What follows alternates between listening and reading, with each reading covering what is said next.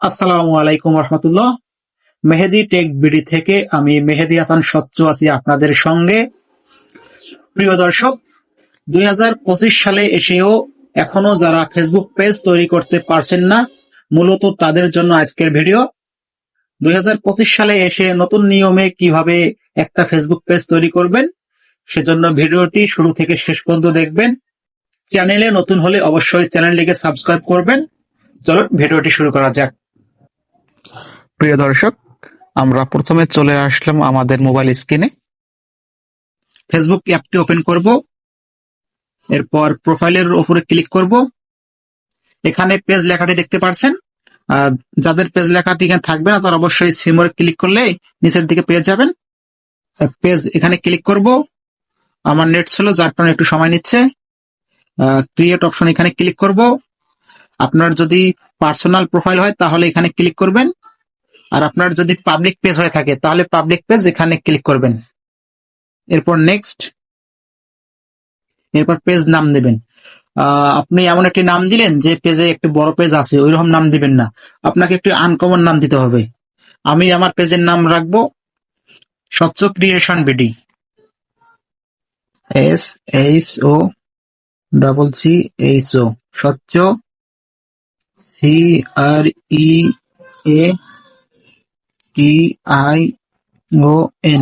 Creation BD, স্বচ্ছ creation BD. এরপরে নেক্সটে ক্লিক করব। এখন এই ফাঁকা বক্সটি দেখতে পাচ্ছেন, এখানে কি করবেন?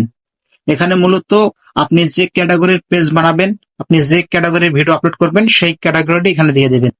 আমি যেহেতু ফানি শিক্ষামূলক ভিডিও বানাবো সেহেতু আমি এখানে ডিজিটাল ক্রিয়েটর দিব, ডিজিটাল ক্রিয়েটর। আপনি চাইলে এখানে আরো কিছু অ্যাড করতে পারেন, আমি অত কিছু অ্যাড করব না। আমি এখন ক্রিয়েটের উপরে ক্লিক করব। আমার নেট ছিল যার কারণে একটু সময় নিচ্ছে।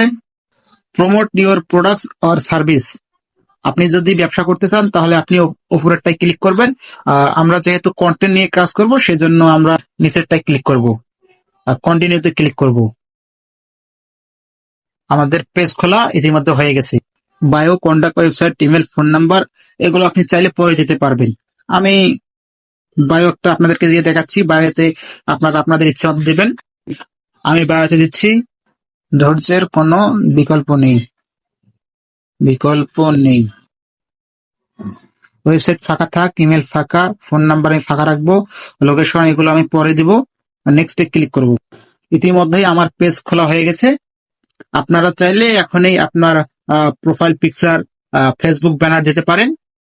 আপনাদের কাছে একটা অনুরোধ থাকবে, আপনারা আপনাদের ফেসবুক অ্যাকাউন্টে যে পিকচার গুলো আপলোড করেছেন ওই পিকচার গুলো এখানে দিবেন না, এখানে আপনারা নতুন পিকচার দিবেন।